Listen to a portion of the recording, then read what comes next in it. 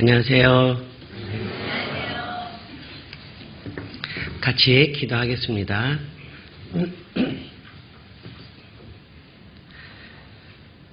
우리를 사랑하시는 고마우신 하나님 아버지, 우리 죄를 영원히 용서해 주시고 천국의 소망을 주시고 또 귀한 교회를 주셔서 형제 자매들과 함께 주님을 섬기며 교제케 해주시는 은혜 감사합니다. 우리에게 귀한 하루를 은혜로 허락해 주셨습니다. 오늘 하루가 더욱 하나님을 기쁘시게 하고 하나님의 뜻을 이루는 귀한 하루가 될 수 있도록 도와주시기를 원합니다. 이 시간 주님의 이름으로 모이는 국내 모든 교회 가운데, 해외에 있는 모든 교회 가운데 함께 해주시고 성령의 하나 되게 하신 것을 더 힘써 지키며 우리에게 맡겨주신 전도의 사명을 잘 감당할 수 있도록 도와주시기를 원합니다. 우리 가운데 육체의 건강으로 힘들어하는 분들이 있다면 하나님께서 치료의 손길로 어루만져 주시고 속히 회복해 주셔서 더욱더 건강한 몸으로 주님을 섬길 수 있도록 도와주시기를 원합니다. 혹여 여러 가지 신앙의 어려움 중에 그리고 생활의 곤란 중에 있는 분들 하나님께서 더욱 때를 따라서 은혜와 힘과 용기를 더해 주셔서 오직 죽은 자를 살리시는 하나님의 능력만을 의지하며 힘있게 신앙생활을 할 수 있도록 도와주시길 원합니다. 주님의 피로 동일하게 구원받은 우리 형제 자매님들 오늘도 변함없이 하나님의 말씀 앞에 함께 했습니다. 우리에게 필요한 말씀을 허락해 주시고 우리가 마땅히 하나님 앞에서 어떻게 살아야 될 것을 더욱 밝히 알고 순종할 수 있도록 힘과 용기를 더해 주시기를 원합니다. 함께하는 모든 시간들 하나님께서 도와주시고 인도해 주실 것을 믿고 감사드리며 주 예수님 이름으로 기도했습니다. 아멘. 네, 우리 구약성경 사무엘하 3장입니다.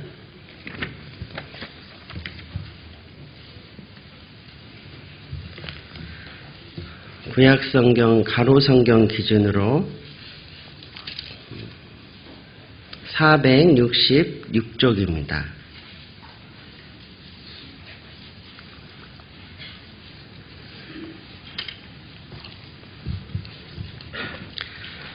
사무엘하 3장 1절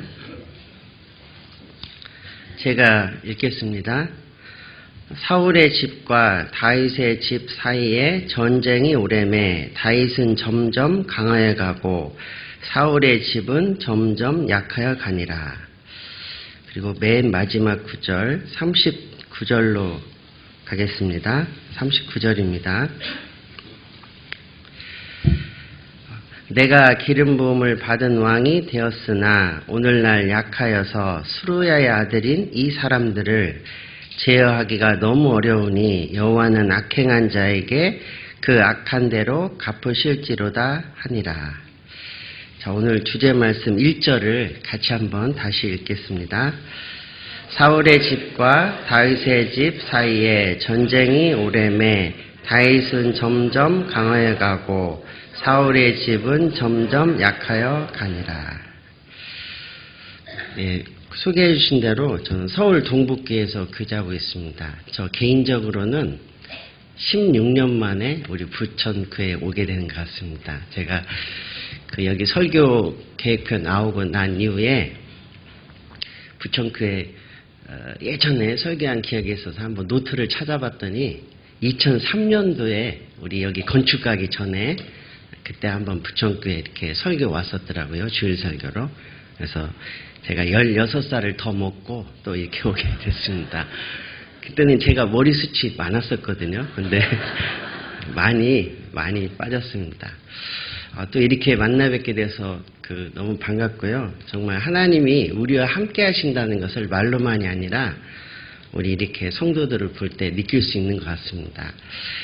저 개인적으로 가장 반복해서 많이 주일 설교를 갔던 교회가 5번 정도 간 교회가 있습니다. 그 교회가 막 자립했을 때, 그리고 좀 더 넓은 곳으로 옮겼을 때, 하필 제가 가는 날 꼭 이사를 하더라고요.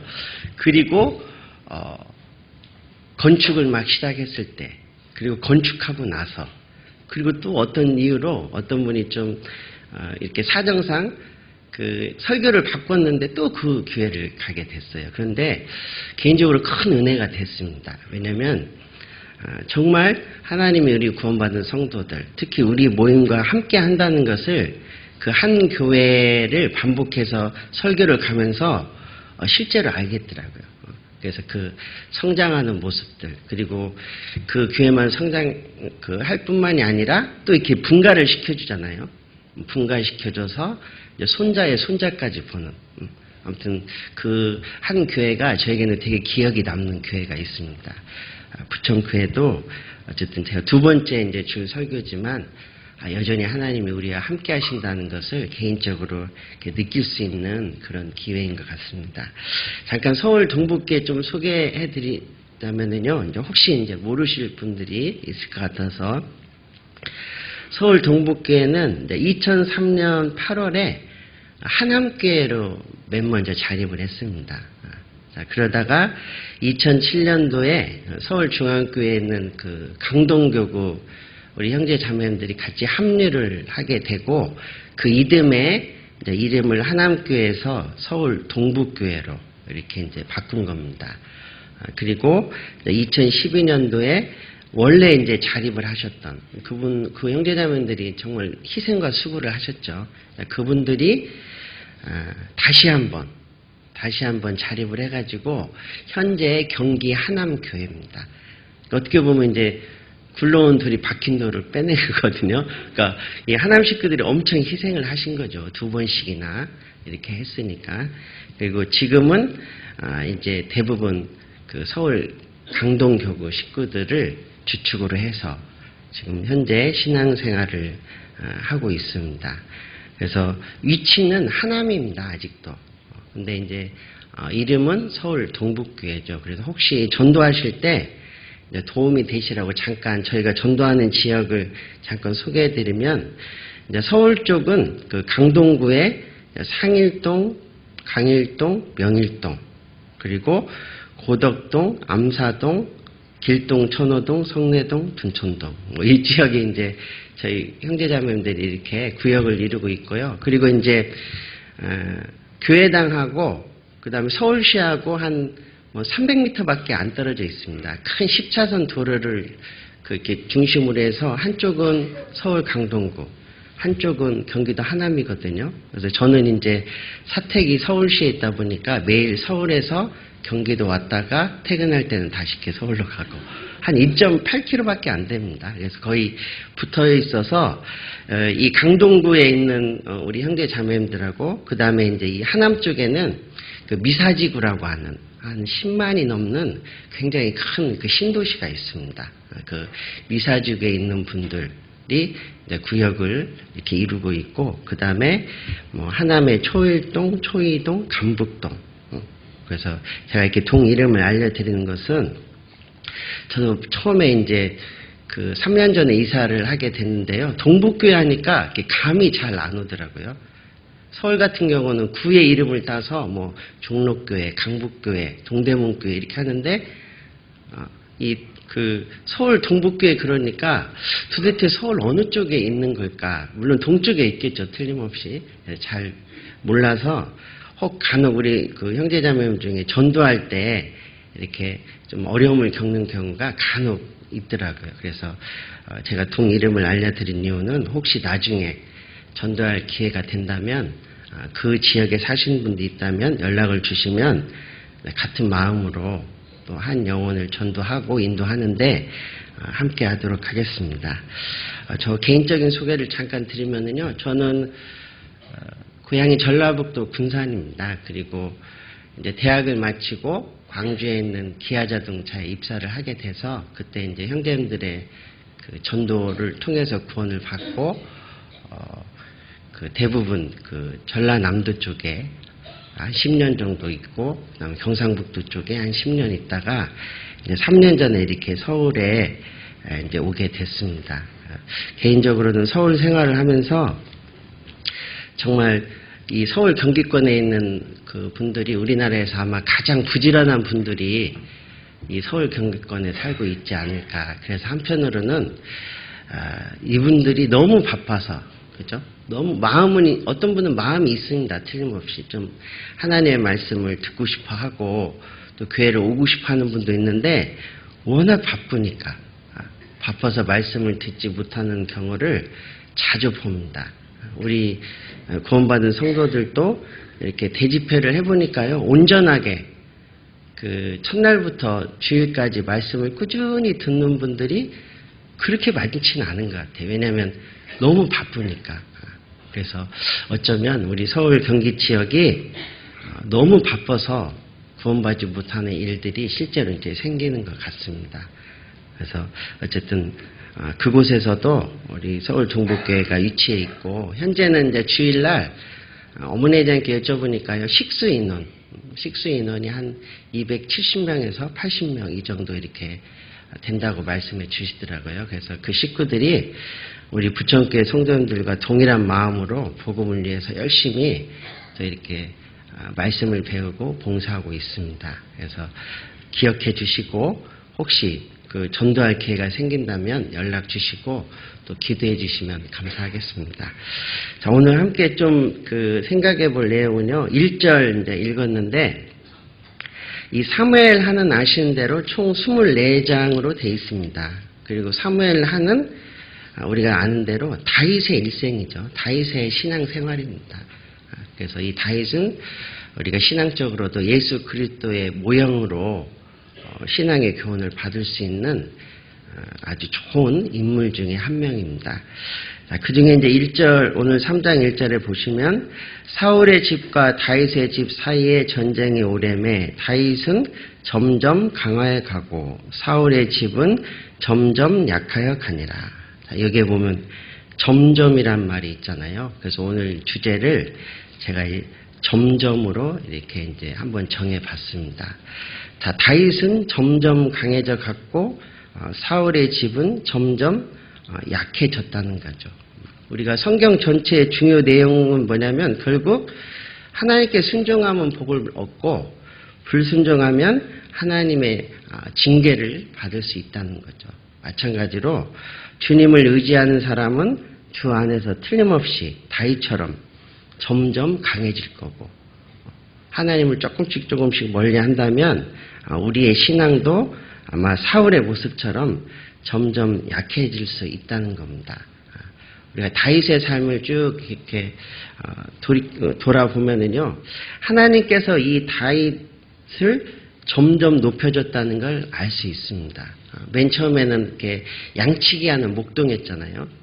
그 양치기 하는 목동을 불러서 이스라엘의 장군으로 삼았죠. 사울의 아주 충성스러운 장군이었죠. 또 그 장군인 다윗을 불러서 이제 남유다의 왕을 삼습니다. 그리고 마침내는 통일 이스라엘의 왕으로 삼죠. 다윗은 그 사도행전 13장 22절에 있는 대로 하나님의 마음에 합한 자라고 하는 칭호를 가지고 있습니다. 사실 대단하죠. 그죠? 저도 이제 그 회사 다닐 때 이제 어떤 그 프로젝트가 있어서 되게 힘들게 일을 했습니다. 그래서 그때 구원받기 전이었기 때문에 그 일을 하면서 내가 이것만 끝나면 그만둔다. 그런 생각이 있었거든요. 왜냐면 너무 그 부장님이 저를 세상 말로 좀 갈구니까 너무 힘들더라고요. 그래서 마침 제 고향 군산에 대우자동차가 그때 생겼거든요. 나는 이 일만 끝나면 나를 대우해주는 대우자동차로 가야지 하고 이제 실제 써놨습니다. 이렇게 경력사원으로 다 써놓고 그러다가 이제 구원을 받게 돼서 결국 머무르게 됐는데 근데 이제 아무튼 뭐 우여곡절 끝에 이제 그 프로젝트를 잘 마쳤죠. 그리고 뭐 그 하는 중에 또 이제 저희 상사는 나름 어쨌든 그걸 그 기한대에 맞춰야 그 회사 유익이 되고 또 어쨌든 충성스럽게 일을 해야 그 부장님도 이제 진급을 하잖아요. 그 위에 이제 이사급으로. 그래서 이제 몰라도 엄청 아무튼 스트레스를 줬거든요.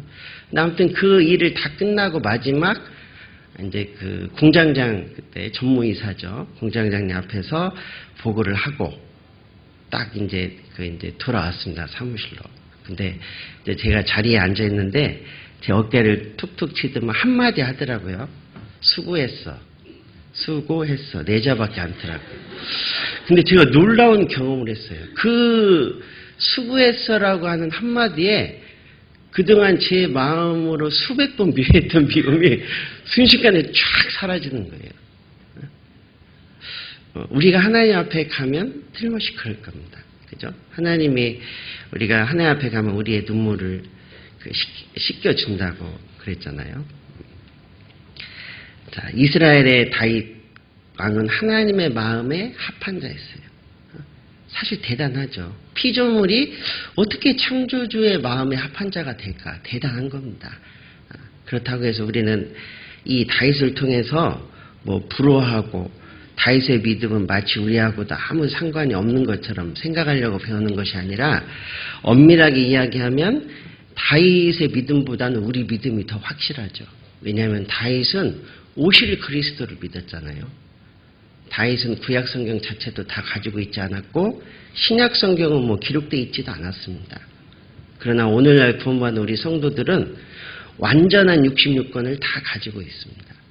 우리는 인류 역사의 시작부터 마지막까지를 다 알고 있습니다. 우리는 시대의 흐름이 어떻게 흘러가고 있다는 것을 다 알고 있습니다. 우리는 오실 그리스도를 믿는 것이 아니라 이미 오신 그리스도를 믿고 있다는 거죠. 객관적인 믿음의 정도로 본다면 결코 다윗의 믿음이 오늘날 구원받은 우리 성도들의 믿음을 따라올 수는 없다는 거죠. 자, 그럼에도 불구하고 다윗은 하나님에 대한 믿음을 가지고 하나님의 마음에 합한 자라고 하는 엄청난 칭호를 얻습니다. 자, 이것은 다윗만 그런 것이 아니라 오늘날 구원받은 우리 성도들도 이렇게 할 수 있다는 거죠. 우리도 얼마든지 하나님 앞에 누구누구는 내 마음에 합한 자라고 하는, 만약 우리가 그 한마디를 하나님 앞에서 들을 수만 있다면 우리가 이 땅에서 행했던 모든 것에 대해서 어때요? 틀림없이 보상이 될 겁니다. 그 미운 부장님의 말 한마디에도 제 마음이 녹잖아요. 그죠? 우리가 나중에 주님을 만났는데 주님이 우리의 어깨를 두드리면서 수고했어. 말 한마디만 해도 우리에게는 이 땅에서 복음을 위해서 수고했던 모든 것에 대한 실제 보상이 될 겁니다. 그래서 우리가 다윗을 통해서 그리고 사무엘을 통해서 우리도 얼마든지 이렇게 될 수 있다는 거죠. 그래서 어쨌든 하나님은 다윗을 점점 강성하게 만들어 준 겁니다. 우리는 원래 하나님 앞에 지옥 갈 죄인이었거든요. 로마서 5장에 있는 대로 우리는 하나님 앞에 죄인이었고 하나님 앞에 원수였고 하나님 앞에 연약한 자였습니다. 그런데 우리를 구원해 주시고 하나님의 집이라고 하는 교회에 불러주시고 또 하나님의 집 안에서 하나님과 함께 먹고 마시고, 사실 우리는 매일매일 교회 안에서 왕의 식탁에 참여하고 있는 겁니다. 마치 요나단의 아들 두 발이 절뚝였던 그 무비보셋이 다윗의 후대를 입어서 다윗이 먹는 그 왕의 식탁에서 같이 먹는 것처럼, 사실은 우리도 영적으로 보면은 두 발이 다 절뚝발이죠. 우리 스스로는 하나님을 찾지도 않았고 또 우리가 먼저 분발해서 하나님을 위해서 살려고 하지도 않았습니다. 물론 구원받은 이후에도 어떤 면에서는 그렇습니다. 하지만 예수님은 우리를 변함없이 왕의 식탁에 우리를 참여시키고 하늘에 신령한 것을 우리에게 맛보게 하시고 교회 안에서 하나님이 주시는 신령한 은혜를 우리는 늘 받고 있습니다. 그리고 이제 주님이 오시면 주님과 함께 우리는 공동 상속자가 되죠. 이건 엄연한 사실입니다. 이거는 우리 성도들이 노력하지 않아도 시간 문제라는 거죠. 우리가 믿음을 잘 지키고 하나님에 대한 사랑과 믿음을 잘 지켜서 주님 오실 때까지만 잘 견디면 이 약속들은 우리에게 이제 현실이 되는 겁니다. 우리는 어쩌면 그 하나님의 약속이 현실이 되는 그 시기에 이제 살고 있다고 말할 수 있습니다. 자, 우리의 신앙도 단번에 성장하는 것이 아니라 이제 점진적으로 성장을 하죠. 구원은 단번이지만 구원받은 이후 그리스도의 인격을 닮아가는 것은 시간이라는 것이 필요하고 과정이 필요합니다. 중요한 것은 방향이 중요하다는 거죠. 우리가 이 땅에서도 열심히 살고 수고하고 노력하는 거 좋지만 열심히 살고 수고하고 노력하는 방향이 훨씬 중요합니다. 만약에 차를 타고 어딘가를 향해서 열심히 갔는데 내가 원하는 목적지와 반대로 간다. 그 수고와 열심은 헛되게 되는 거잖아요. 그래서 어떤 분의 글을 제가 이렇게 책을 읽다 보니까요. 그런 내용이 있더라고요. 인생은 방향이다. 그런 그 글귀가 있었습니다. 우리 구원받은 그리스도인의 삶의 방향은 어느 쪽이냐? 하나님 쪽이죠, 항상. 하나님의 영광을 향해서, 그리고 하늘을 향해서 가고 있다는 거예요. 그래서 우리의 신앙도 이제 점점 하나님 앞에 성장할 필요가 있습니다. 자, 잠언 4장을 보시겠습니다. 사무엘하 3장은 좀 표시를 해 놓으시고 잠언 4장 18절입니다.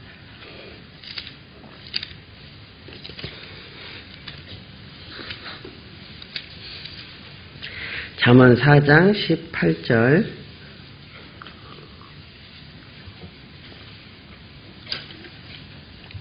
제가 읽겠습니다. 의인의 길은 돋는 햇볕 같아서 점점 빛나서 원만한 광명에 이르거니와.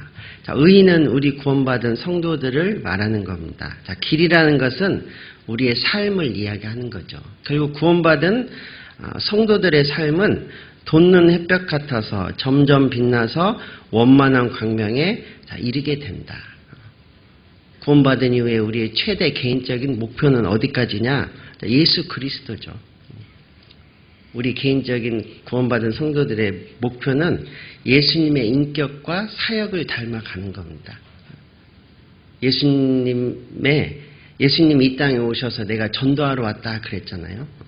우리 구원받은 성도들도 평생 전도합니다. 그리고 우리의 인격이 점점 예수님을 닮아갑니다. 닮아가는 만큼 예수님의 향기가 날 것이고 예수님의 냄새가 틀림없이 날 거죠. 그리고 그것들이 믿지 않는 분들에게 빛이 되고 소금의 역할이 돼서 결국 그들도 하나님을 알게 되고 하나님을 아는 빛을 받게 된다는 거죠. 그래서 우리가 구원받은 이후에도 주님 앞에 갈 때까지 우리의 신앙이 그리고 우리의 신앙적인 인격이 이렇게 점점 성장해 가는 게 틀림이 없어요. 자, 그 성장해 갈 때는 반드시 누가 함께 해야 되느냐? 하나님이 함께 하셔야죠.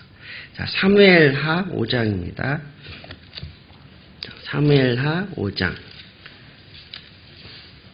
10절입니다.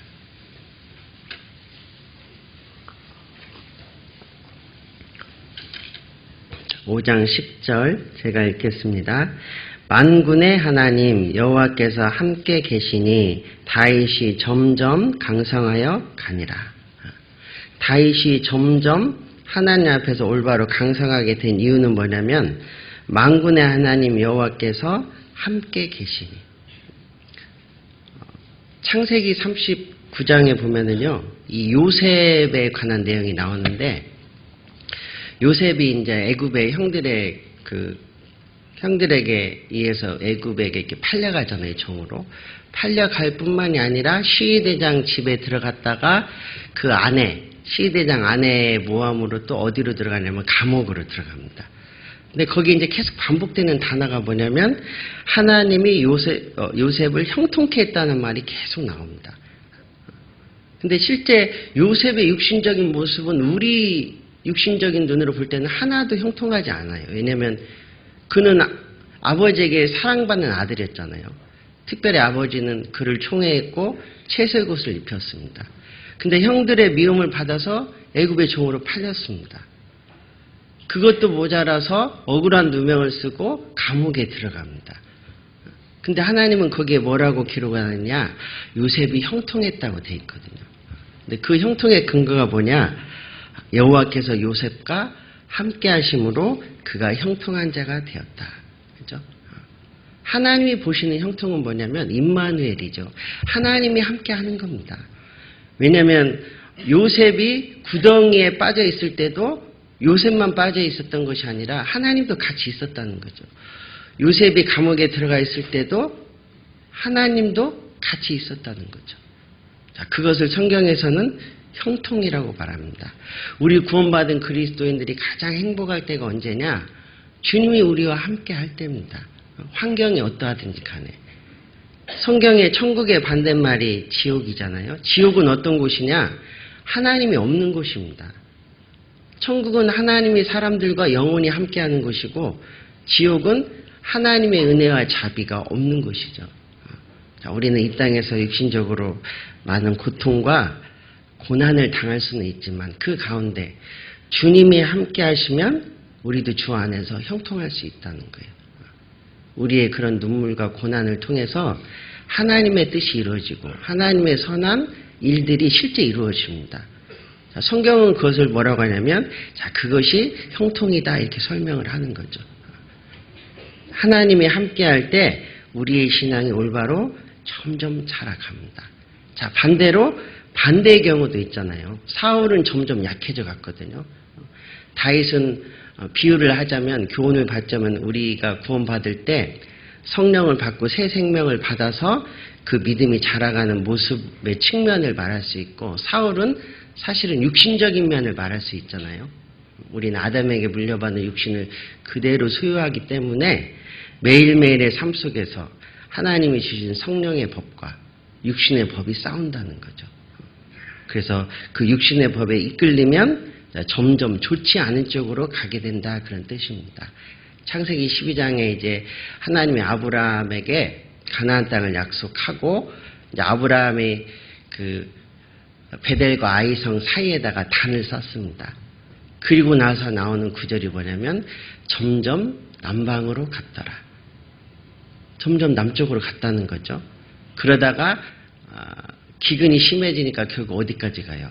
얼른 애굽까지 갑니다. 점점이라는 거죠.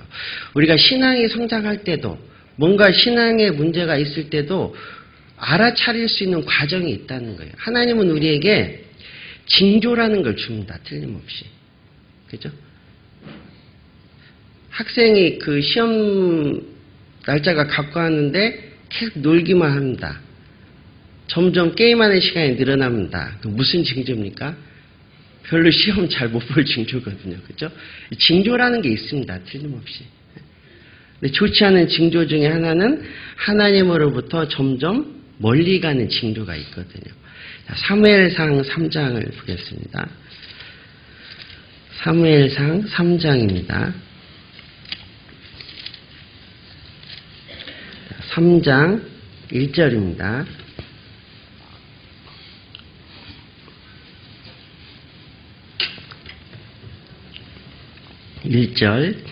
자, 아이 사무엘이, 여기서 아이라는 것은 이제 영어로 보니까 소년, 보이라고 돼 있더라고요. 그러니까 사무엘이 한 10살에서 12살 정도 됐을 때, 아주 어린 나이죠. 사무엘이 엘리 앞에서 여호와를 섬길 때에는 여호와의 말씀이 희귀하여 이상이 흔히 보이지 않았더라. 엘리의 눈이 점점 어두워가서 잘 보지 못하는 그때 그가 자기 처소에 누웠고, 자, 엘리는 그 당시 하나님을 섬겼던 제사장이었죠. 근데 하나님은 그때 당시 하나님의 말씀이 희귀해서 이상이 흔히 보이지 않았더라. 하나님의 뜻이 잘 나타나지 않았다는 거예요. 보여주지 않았다는 거죠. 그리고 엘리의 눈이 점점 어두워갔다. 물론 그 엘리의 나이가 이제 사무엘상 4장에 가보시면 98세라고 되어 있습니다. 나이를 많이 먹은 거죠. 육신적으로도. 그래서 눈이 어두워질 수도 있지만, 성경에서 말하는 거는 그 육신적인 나이 때문에 어두워졌다는 걸 말하려는 게 아니죠. 신앙적으로도 엘리는 어두워져 있었습니다. 그러니까 그 자기 자식들이 하나님 앞에 죄를 범하는 것을 그냥 묵과하잖아요. 엘리도 하나님 앞에 점점 신앙적인 눈이 어두워졌다는 거예요. 그리고 결국에는 제사장이 일을 해야 되는데, 제사장은 앉아있을 시간이 없잖아요. 앉아있다가 거꾸러져가지고 결국은 죽게 됩니다. 좋은 경우도 있고 나쁜 경우에 점점이 있다는 거죠. 이 점점의 시작은 어디서부터 시작되는 거냐? 사실은 내가 오늘을 어떻게 보내느냐에 따라서 점점의 시작이 됩니다. 어떤 분이 그런 이야기를 했습니다. 나에게 가장 중요한 때가 언제냐? 오늘이다. 그죠? 지금입니다. 현재라는 거죠. 그럼 나에게 가장 소중한 사람이 누구냐? 지금 내 옆에 있는 사람이다. 내 옆에 있는 분들이 가장 소중합니다. 그죠?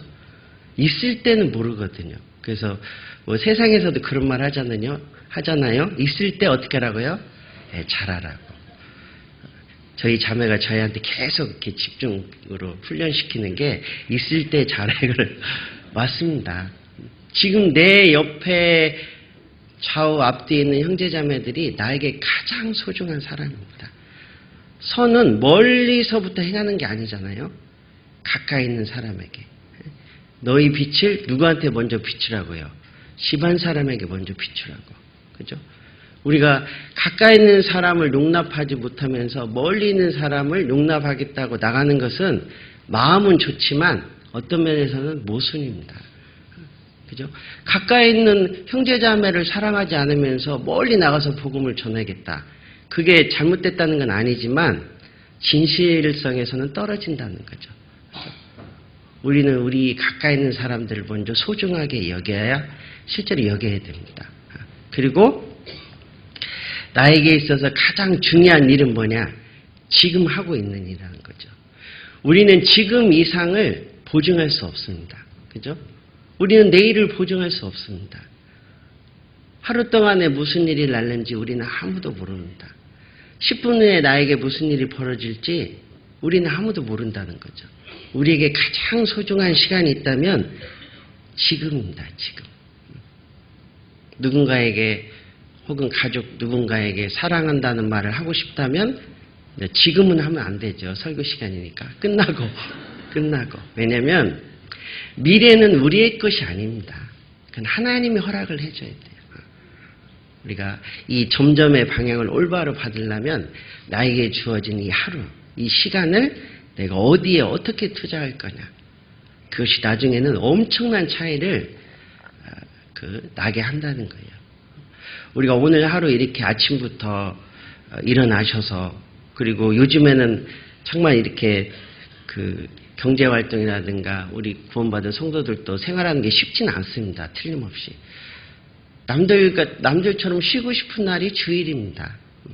근데 어쨌든 피곤한 몸을 이끌고 아침부터 이렇게 부지런을 해서 교회 일찍 오셔서 봉사도 하고 그 다음에 뭐 식사당번도 하고 청소도 하고 그 다음에 말씀 들을 수 있도록 준비도 하고 말씀도 듣고 또 오후에 있는 교제도 하고 정말 하루를 우리가 충실하게 살 수 있거든요. 그렇다고 해서 그 다음날 뭐 내 통장에 100만 원이 들어오냐 그건 아니겠죠. 그런데 그 하루를 소홀히 했다가는 한 달이 지나고 1년이 지나고 5년이 지나고 10년이 지나면 돌이킬 수 없는 결과가 생긴다는 거죠. 그래서 우리는 이 점점이라고 하는 시작을 오늘이라는 것을 기억해야 됩니다. 히브리서 13장입니다. 히브리서 3장입니다. 3장 13절.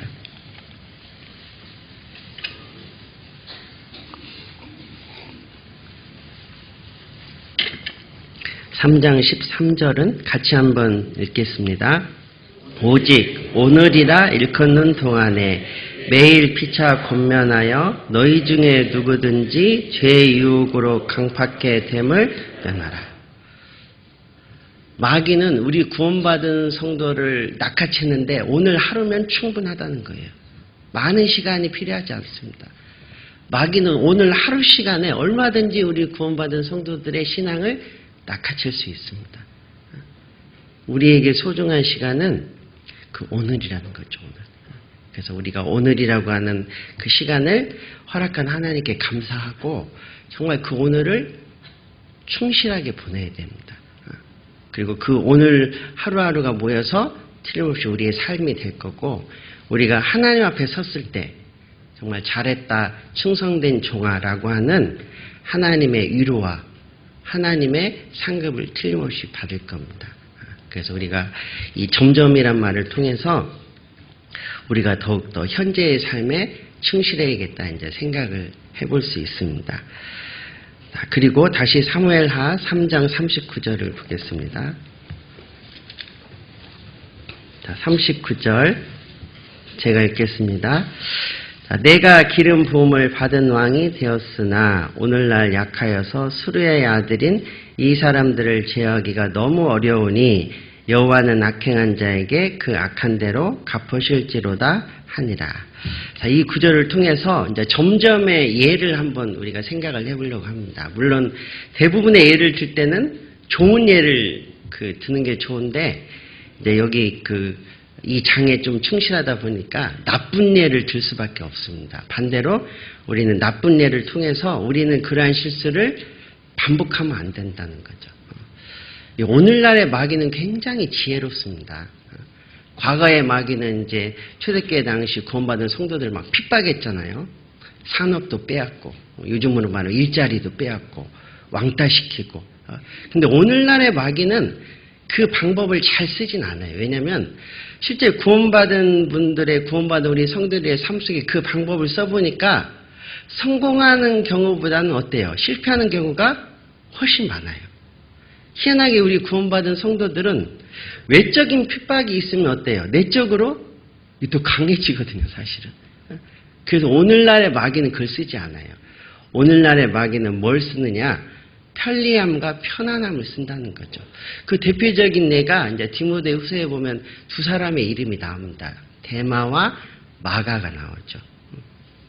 마가는 이제 사도행전 13장 그 바울의 1차 선교 여행 때 보면은 바울과 함께 동행하다가 선교 여행이 너무 힘드니까 바나바의 그 사촌이었잖아요.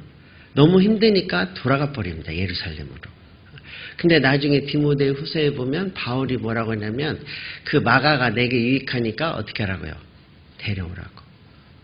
마가는 아직 그 선교 여행을 감당할 만큼의 어떤 신앙적인 성장과 성숙이 덜 돼 있었어요. 그런데 중요한 사실은 뭐냐면 돌아왔다는 거예요.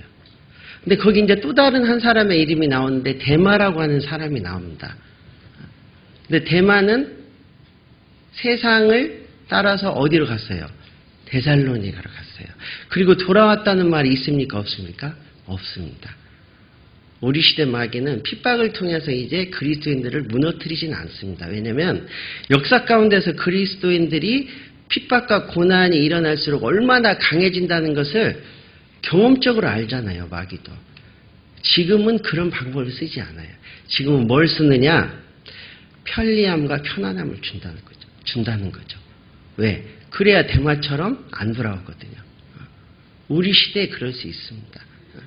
그래서 개구리를 이렇게 비거 속에 넣어놓고 서서히 불을 이렇게 온도를 가면 나중에 모르고 그걸 느끼지 못하고 어떻게 된다고요?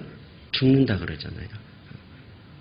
우리 시대 마귀는 어쩌면 구원받은 성도들에게 점점 편리함과 편안함을 허락함으로 하나님에게도 점점 멀어지게 할 수도 있다는 거예요. 그래서 이 성경 안에 이 점점에 좋지 않은 예가 있는데 오늘 39절에 이제 읽은 대로 여기에 보면 내가 다윗이겠죠. 기름 부음을 받은 왕이 되었으나 이때 당시 유다의 왕이 된 겁니다. 아직 통일 이스라엘의 왕은 아직 되지 않았죠.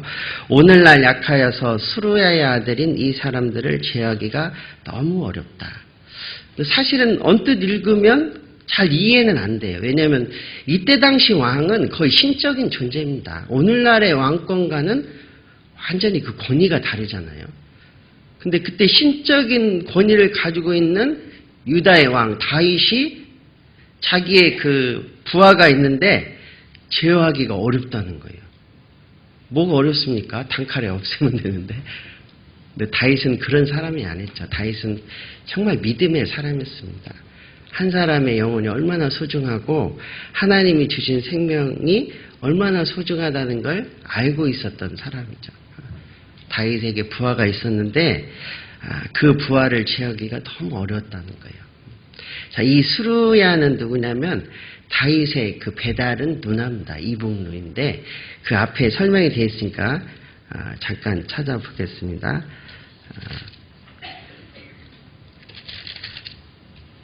2장 18절입니다. 2장 18절.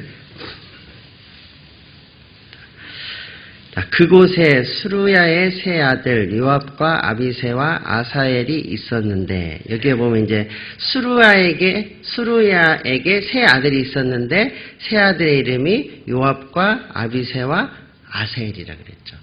그리고 이 수루야라고 하는 여자가 다윗의 이복 누나라고 하는 구절은 나중에 찾아보시면 역대상 2장 16절에 이제 기록이 되어 있습니다. 설명을 하고 있거든요. 그래서 이 수르야의 세 아들이 있었는데 이 중에 막내인 아사엘은 나중에 사무엘하 2장을 읽어보시면 죽습니다. 이제 사울의 군대장관이었던 아브넬하고 이 요압하고 서로 우리 장난치자, 소년들끼리 장난하다가 이 요압의 동생이 죽습니다. 아브넬에게. 그러니까 이 요압은 항상 아브넬에 대한 뭐예요? 원한을 가지고 있는 거예요. 왜? 아브넬이 자기 막내 동생 죽였거든요. 이 그 원한을 가지고 있는 상태예요. 자, 그런데 이 아브넬은 다윗에게 가서 화친을 청합니다. 그리고 자기를 보호해 줄 것을 다윗에게 부탁하죠. 다윗은 그때 당시 유다의 왕이었잖아요. 그래서 왕의 이름으로 그렇게 약속을 합니다. 내가 너를 지켜주겠다고. 자, 사무엘하 3장을 보겠습니다. 사무엘하 3장입니다. 12절. 사무엘하 3장 12절. 아브넬이 자기를 대신하여 사자들을 다윗에게 보내어 가로되 이 땅이 네 것이니까 또 가로되 당신은 나로 더불어 언약하사이다. 내 손이 당신을 도와 온 이스라엘로 당신에게 돌아가게 하리이다. 다윗이 가로되 어떻게 이야기해요? 좋다 그래요. 그래서 이 아브넬은 벌써 형세 판단을 한 거잖아요. 틀림없이 이 나라는 다윗에게 갈 거라는 거죠. 그래서 자기를 지켜달라고 부탁을 하니까 다윗이 약속을 합니다. 이 요압이라고 하는 사람은 다윗의 첫 번째 군대 장관입니다. 굉장히 용감한 사람이에요. 충성심이 대단합니다. 이 요압이 군대 장관이 된 계기는 뭐냐면 이제 과거에 이 예루살렘을 여부스라 그랬거든요. 성경을 읽다 보시면 여부스라고 하는 이제 지명이 나옵니다. 오늘날의 예루살렘을 말하는 건데 그 예루살렘에 흔히 말하는 토베기들이 살고 있었습니다. 근데 그 토베기들을 쳐서 취하는 데 앞장선 사람이 이 요압 장군이에요. 그리고 그 일을 통해서 이 다윗이 요압을 군대 장관으로 삼습니다. 그러니까 요압은 굉장히 다윗의 그 장군으로서 용맹하고 다윗을 위해서는 충성스러운 사람이죠. 그래서 구약 성경 안에 그 요압이라고 하는 사람이 여부스 사람, 예루살렘에 있던 그 토인들을 토벌할 뿐만이 아니라 열왕기상 11장에는 에돔 사람들을 또 앞장서서 칩니다. 그리고 역대상 19장에는 암몬과 수리아 연합군과 싸워서 또 이깁니다. 그리고 사무엘하 12장에는 라빠성을 쳐서 빼앗습니다. 그러니까 다윗 입장에서는 굉장한 장수입니다. 이런 장수가 없죠. 용맹스럽고 자기가 섬기는 왕을 위해서는 충성을 다하는. 자, 그런데 놀라운 건 뭐냐면 그렇게 충성스럽고 열심히 있는 장군님에도 불구하고 왕이 약속했잖아요. 내가 아브넬을 살려주겠다고. 자, 그런데 요압은 어때요?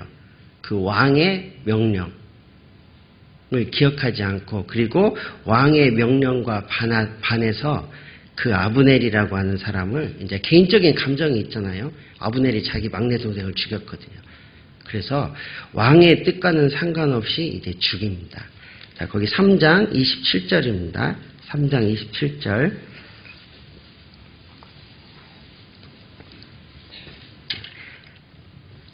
아브넬이 헤브론으로 돌아오매 요압이 더불어 종용이 말하려는 듯이 저를 데리고 성문으로 들어가서 거기서 배를 찔러 죽이니 이는 자기의 동생 아사엘의 피를 인함이더라. 요압이 조용히 불러가지고 아브넬을 어떻게 한다고요? 찔러 죽였어요. 왕은 아브넬을 지켜준다고 약속했거든요. 근데 그 왕을 섬기고 있는 장수는 왕의 뜻과 상관없이 자기의 사적인 원한을 갖기 위해서 죽였습니다. 사실은 이게 이제 모순이죠. 그런데 이제 요압의 삶을 통해서 우리가 결국은 교훈을 받자고 하는 거잖아요. 자, 우리의 왕은 누구냐? 예수 그리스도입니다. 그러면 예수 그리스도께서 하나님께서 우리에게 명한 하나님의 뜻이 있다는 거죠. 로마서 12장을 보겠습니다. 로마서 12장. 로마서 12장 19절입니다.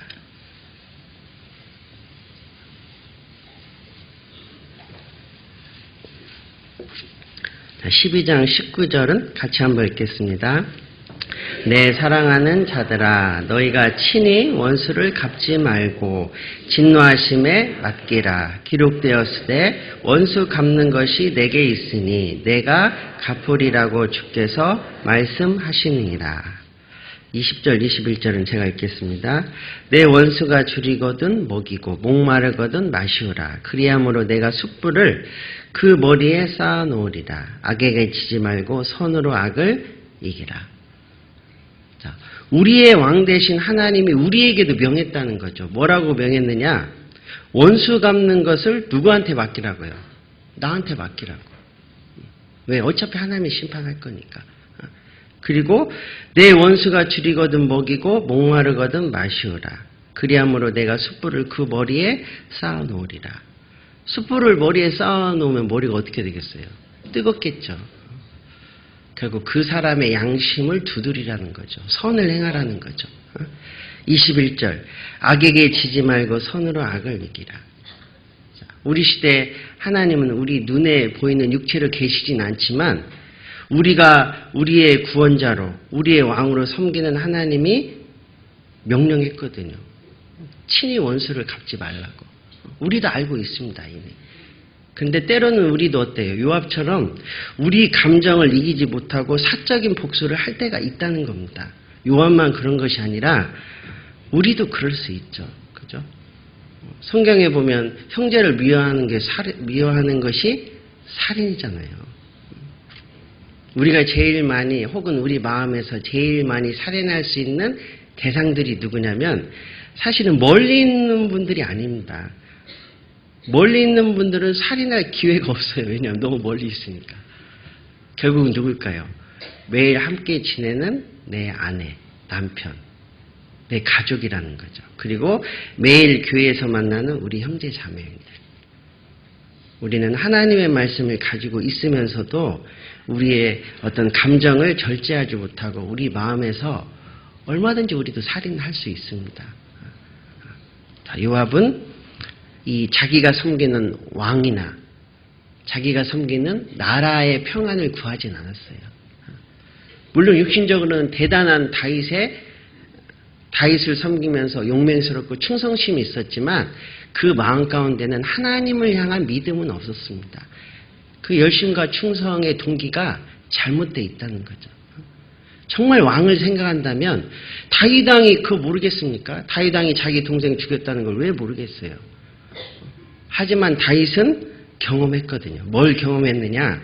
진정한 심판자는 누구라고요? 하나님이라는 걸 경험했어요. 언제 경험했느냐? 사무엘상에서 경험했거든요. 이 사울은요, 다윗을 죽이기 위해서 계속 쫓아다닙니다. 사무엘상의 전체 내용은 다윗이 왕이 되기 위해서 하나님이 다윗을 연단하는 과정입니다. 사울은 다윗을 2번이나 죽이려고 창을 던졌죠. 하나님도 동일하게 다윗에게 사울을 죽일 수 있는 절호의 기회를 2번이나 줬습니다. 그 다윗의 장수들이 뭐라고 했냐면 다윗에게 장군이여 2번 찌를 것이 없습니다. 한 방에 우리가 끝낼 수 있습니다. 다윗이 그때 뭐라고 합니까? 다윗은 이야기하죠. 여호와의 기름 부음을 받은 자를 죽이는 것은 하나님께서 어떻게 했다고요?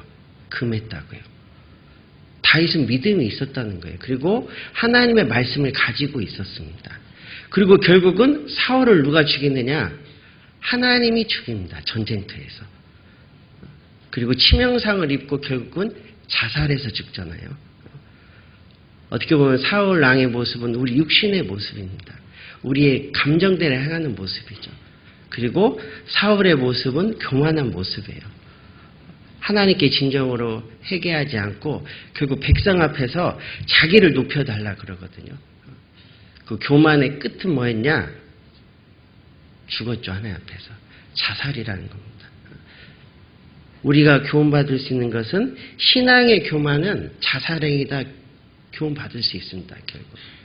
그래서 이 하나님의 말씀이 있음에도 불구하고 우리 개인의 원한을 갚는 것은 옳지 않다라는 거죠. 자, 우리는 요압의 잘못된 행위를 통해서 우리도 동일한 오류를 범하면 안 된다는 겁니다.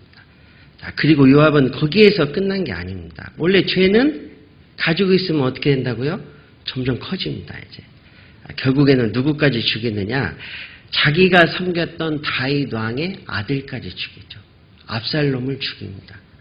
우리 사무엘하 18장을 보겠습니다.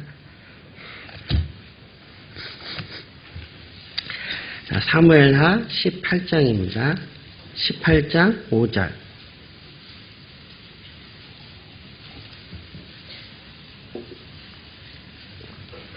구약성경 492페이지. 왕이 요압과 아비새와 이때에게 명하여 가로되 나를 위하여 소년 압살롬을 너그러이 대접하라 하니 왕이 압살롬을 위하여 모든 군장에게 명령할 때 백성들이 다 들으니라. 자, 아신 대로 압살롬은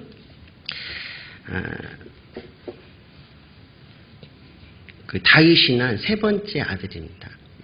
그 사무엘하 2장에 보면은 이제 그 다윗이 난 아들들의 이름이 쭉 이렇게 나오는데 그 중에 세 번째 아들이 이제 그 압살롬이거든요.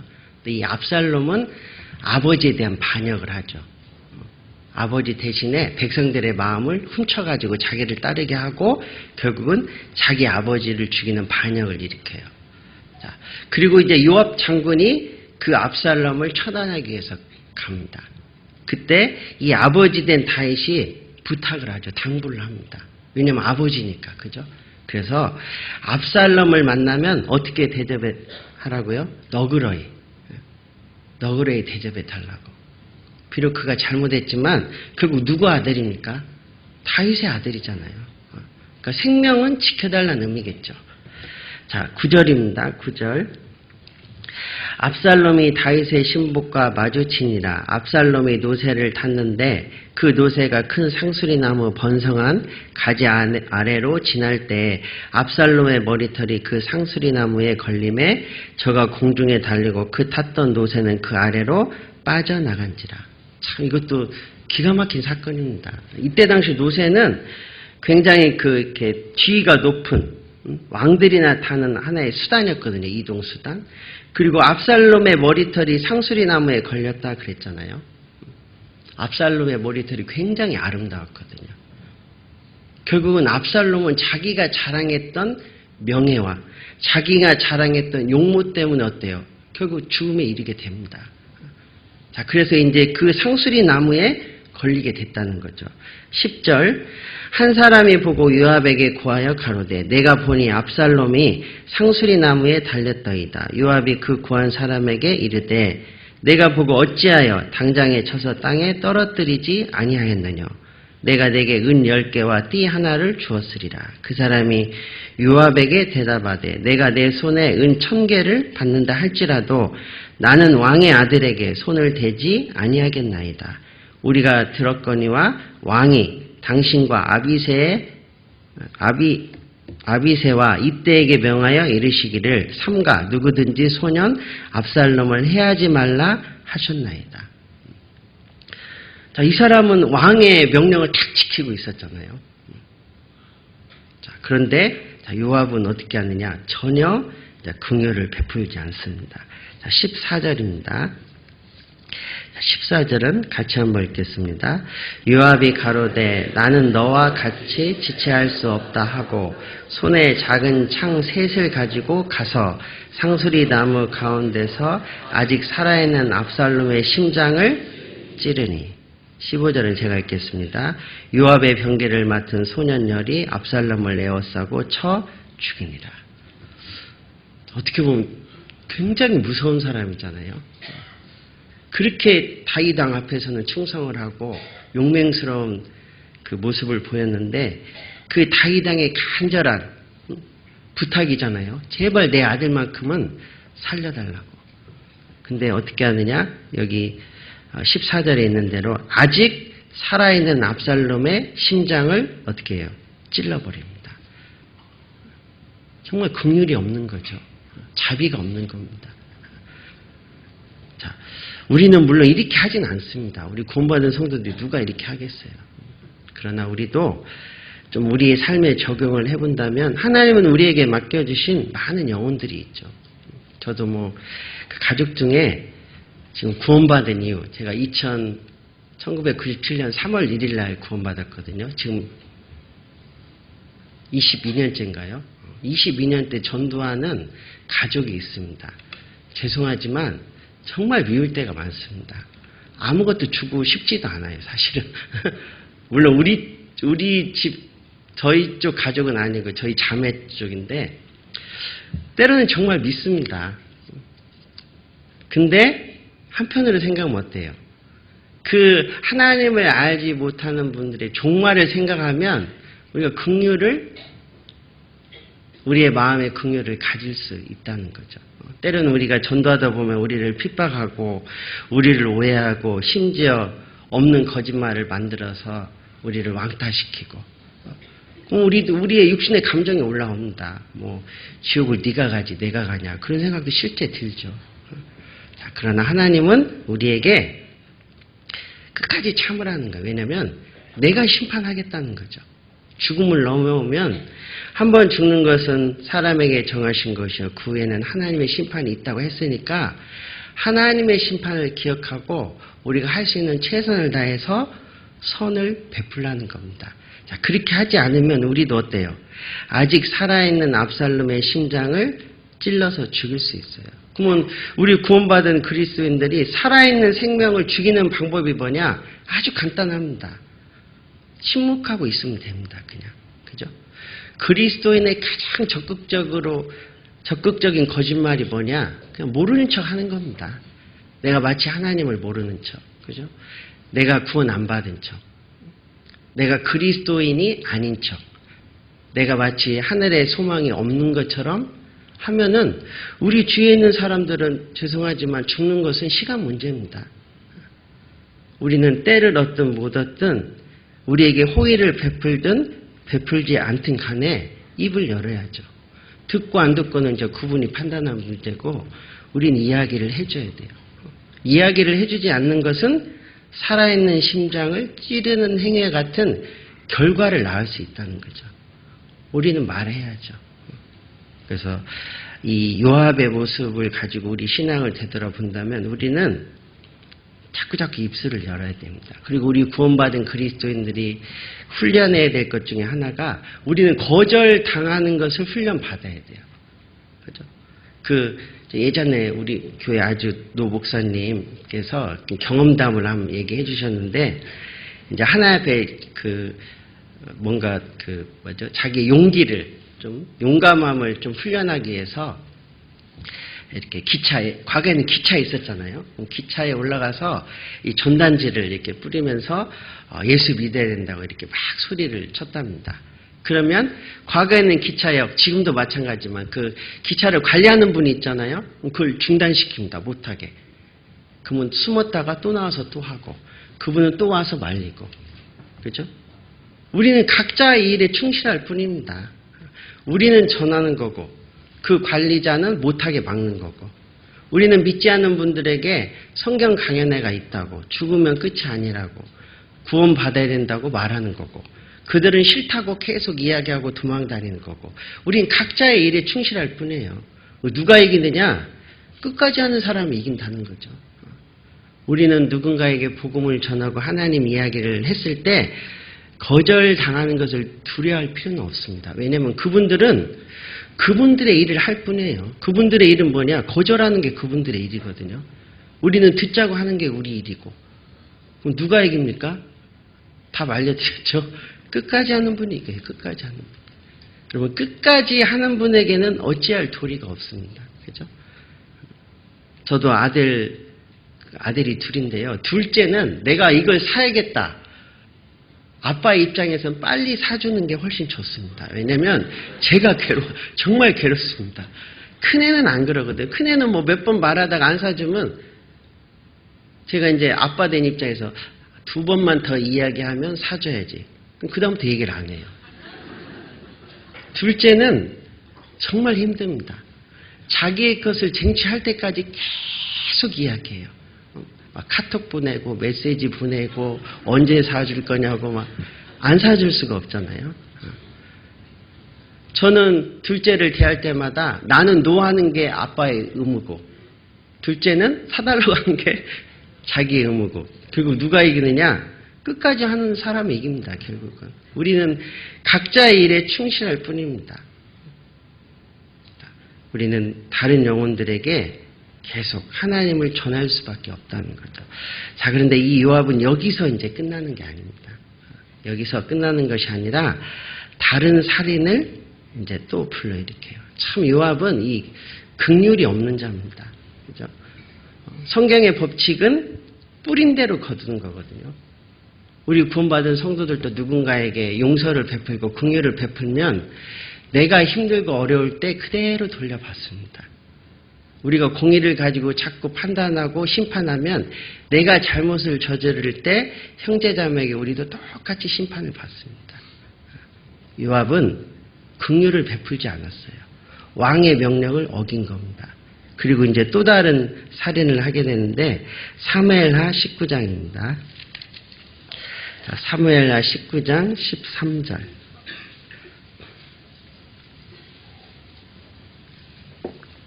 자, 13절입니다. 자, 너희는 또 아마사에게 이르기를 너는 내 골육이 아니냐. 내가 요압을 대신하여 항상 내 앞에서 군장이 되지 아니하면 하나님이 내게 벌 위에 벌을 내리시기를 바라노라 하셨다 하라.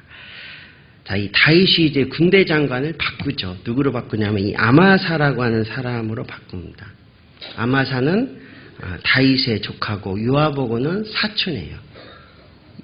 요압에게 있어서는 자기 엄마 여동생의 아들입니다. 이중 사촌이죠. 아주 가깝습니다. 그래서 이 다윗의 군대 장관으로 아마사에게 군대 장관의 그 직분을 딱 넘겨요. 그러니까 요압이 무슨 생각했겠어요? 자기가 지금까지는 이 다윗의 군대 장관으로서 권세와 세력을 누렸잖아요. 근데 그 직위가 아마사에게 딱 넘어가는 걸 아는 순간 어때요? 자기 세력이 줄어들 거 아닙니까? 그럼 지금까지 배운 요압의 인격으로 볼 때 어떻게 했을 것 같습니까? 가만히 놔뒀을까요? 죽였을까요? 이제 단칼에 죽입니다. 그 뒷장 사무엘하 20장 10절입니다. 20장 8절부터 보겠습니다. 20장 8절. 기브온 큰 바위 곁에 이름에 아마사가 맞으러 오니 때 요압이 군복을 입고 띠를 띠고 집에 꽂은 칼을 허리에 메었는데 저가 행할 때 칼이 빠져 떨어졌더라. 요압이 아마사에게 이르되 형은 평안하뇨 하며 오른손으로 아마사의 수염을 잡고 그 입을 맞추려 하는 채 하매. 요압이 아마사에게 이르되 형은 평안하뇨? 아마 엄마의 동생했지만 이 아마사가 요압보다 이제 나이는 많았던 것 같아요. 형님 잘 계셨어요? 그런 뜻입니다. 아주 친근하게 다가가는 거죠. 자, 그리고 10절입니다. 10절. 아마사가 요압의 손에 있는 칼은 주의치 아니한지라. 요압이 칼로 그 배를 찌르매 그 창자가 땅에 흐르니 다시 치지 아니하여도 어떻게 됐다고요? 죽었잖아요. 단 한 칼에 죽인 겁니다. 자, 이 요압은 자기의 어떤 위치를 박탈당한 거죠. 자, 그것을 참을 수가 없는 거예요, 요압은. 그래서 자기 육신의 감정을 가지고 죽입니다. 자, 우리도 신앙생활하고 교회생활하는 가운데 잘 이렇게 생각할 것이 있습니다. 우리는 때로 교회생활을 하다 보면 내가 어떤 직분을 가질 수 있습니다. 근데 내가 직분을 가질 때는 아무도 안 도와줘요. 그러니까 그걸 기억하고 남이 직분을 가질 때도 나도 안 도와줍니다. 실제 그러진 않지만 그런 마음이 들 수는 있다는 거죠. 우리가 한 가지 알아야 될 것은 우리는 다 함께 구원받은 성도는 각 몸의 지체고 결국 지체가 존재하는 목적은 뭐냐면 몸을 위한 겁니다. 그래서 누가 무엇을 했든지 간에 그 일의 결과를 통해서 우리 형제자매들에게 유익이 되고 교회에 유익이 되고 하나님의 영광에 유익이 된다면 내가 그 일에 참여됐든 안 됐든 우리는 기뻐할 수 있다는 거죠. 근데 때로는 어떤 일을 하는데 내가 빠졌기 때문에 인간적인 생각을 가지고 그것을 문제 삼는 일들이 실제 있을 수 있다는 거예요. 그거를 원전할 수도 있다는 거죠. 왜냐하면 우리에게는 아직 없어지지 않는 육신적인 생각이 있기 때문에. 그 대표적인 예가 이제 사사기 8장하고 12장에 보면은 에브라임 지파들입니다. 사사기 8장에는 이제 에브라임 지파가 기드온에게 이야기하는 거거든요. 왜 미디안과 싸우러 갈 때 우리를 부르지 않았냐고. 왜 너희가 우리를 이렇게 대접하냐고, 이런 식으로 대접하냐고. 그래서 그들의 마음을 누그러뜨리잖아요. 사사기 12장에 가면 똑같은 일을 합니다. 이번에는 누구에게 이야기하냐면 그 입다라고 하는 그 사사에게 이야기하죠. 왜 암몬 자손들을 치러 갈 때 우리를 부르지 않느냐. 우리가 그럴 수 있다는 겁니다. 사실은 우리는 고린도전서 3장에 있는 대로 동일한 하나님의 동역자입니다. 우리는 하나님과 함께 일하는 사람들이고 우리의 마지막 목표는 뭐냐? 하나님의 영광을 받는 거거든요. 누가 어떤 일을 하든지 간에 한 사람의 영혼이 구원받고 구원받은 성도들이 하나님을 닮아가고 일꾼이 되고, 그리고 우리 교회가 잘 된다면 내가 꼭 그 일에 다 껴야 되는 건 아닙니다. 그죠? 아무튼 그 결과가 교회 유익이 되고 우리 형제자매들에게 유익이 되고 한 영혼이 구원받고 신앙생활을 하는데 유익이 된다면 우리는 함께 감사할 수 있다는 거죠. 왜냐하면 우리는 한 지체이고 한 몸이기 때문이에요. 근데 때로는 우리도 잘못 생각하면 적군이 누구이고 아군이 누구인지를 혼돈할 때가 있습니다. 우리는 한 가족이라는 거죠. 우리의 아버지가 동일합니다. 제 아버지도 하나님 아버지고 우리 성도님들 아버지도 하나님 아버지거든요. 우리는 때로는 그 육신적인 한계 때문에 정말 우리 영의 아버지가 누군지를 망각하고 그 한 영의 아버지를 둔 형제 자매들이 이 세상에서 어떻게 살아야 된다는 것을 간혹 망각할 때가 있다는 거죠. 우리는 마음을 넓혀서 정말 하나님이 보시는 눈으로 우리의 모습을 볼 필요가 있습니다. 부모님에게 가장 행복한 때가 언제냐면 한 부모 밑에서 난 형제자매들이 어때요? 사이좋게 지낼 때입니다. 그죠? 서로 우애하고 뭐 좀 없어도 도와주고 서로 알아주고 할 때 부모는 그 자녀들의 모습을 보면서 틀림없이 행복을 느낍니다. 근데 열심히는 산다고 하는데 한 부모에게서 난 형제자매들이 서로 시기하고 질투한다. 그러면서 뭔가 하나님의 일을 하겠다고 열심을 낸다. 열심 자체는 좋지만 하나님의 마음을 시원케 할 수는 없다는 거죠. 하나님의 마음을 평안하게 할 수는 없다는 거예요.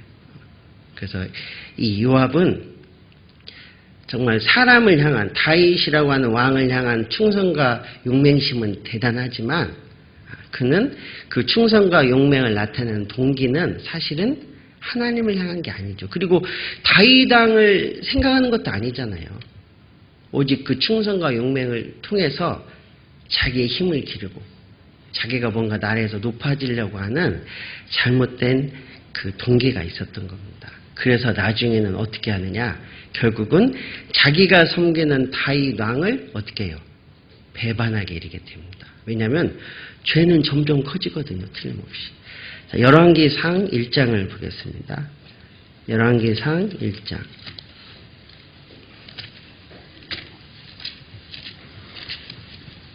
자, 열왕기상 1장 5절입니다. 열왕기상 1장 5절.